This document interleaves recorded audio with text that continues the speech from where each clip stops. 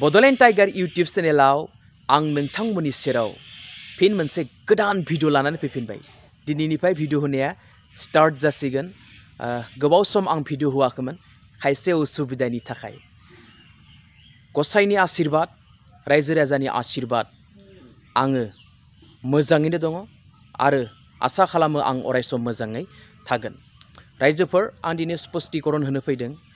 12 एप्रिलाव आं पुलिसफोरजों हमजायाखै। पुलिसफोरा आंखौ रैखासो खालामदों। बेनि थाखायनो आङो जाय पुलिस बिथांमोना आंखौ रैखा खालामबाय सुथुरनि आखाइनिफ्राय, आं बिथांमोनखौ बड'लेण्ड टाइगार इउटिउब चेनेलनिफ्राय रोजा रोजा साबायखर जासिबाय।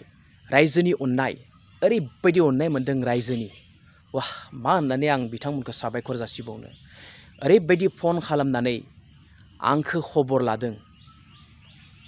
आसामनि रायजो राजाफोरा आंखौ खबर लादों, बोरैहाय दं फंबाय, सोरबाबा आदा, सोरबाबा आदै, सोरबाबा जा सोमोन्दोजों आंखौ फन खालामनानै खबर लाबाय। आं जेब्लाबो नोंथांमोनखौ बावनो हानाय नङा।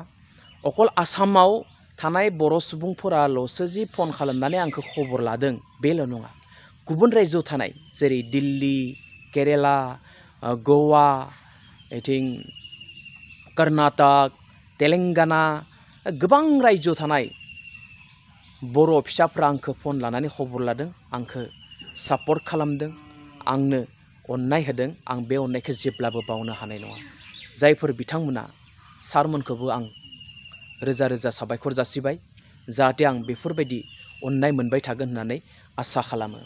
आंखौ केस होनानै आंनि खुगाखौ बन्द खालामनो हाया रावबो। आंखौ होसोनानै, आंखौ बुनो नागिरनानै, आंखौ बुनानै रावबो आंनि खुगाखौ बन्द खालामनो हाया। आंखौ दम होनानै आंनि खुगाखौ बन्द खालामनानै लाखिनो हाया। इनायनि बेरेखायै आं जुजिलांगोन। रायजो राजानि जानानै आं खामानि मावगोन। रायजो राजानि खामानि मावनो थांनायाव जुदि आं माब्लाबाफोर जेल जायोब्ला आंहा बेवहाय जेबो आफसुस गैया। जुदि माब्लाबाफोर आं सोरजोंबा बुथार जायोब्लाबो आंहा बेयावबो जेबो आफसुस गैया। नाथाय आं रायजोनि जानानै खामानि मावगोन, सान हर मावगोन।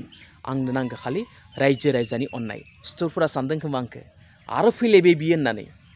फैबाय थागोन। जेब्लाबो आंनि इउटिउब चेनेलखौ बन्द खालामनो हाया, जेब्लाबो आंनि खुगाखौ बन्द खालामनो हाया। आं इनायनि बेरेखायै जुजिगोन। रायजो राजाया आंजों दं। आं रायजो राजानि जानानै खामानि मावलांगोन।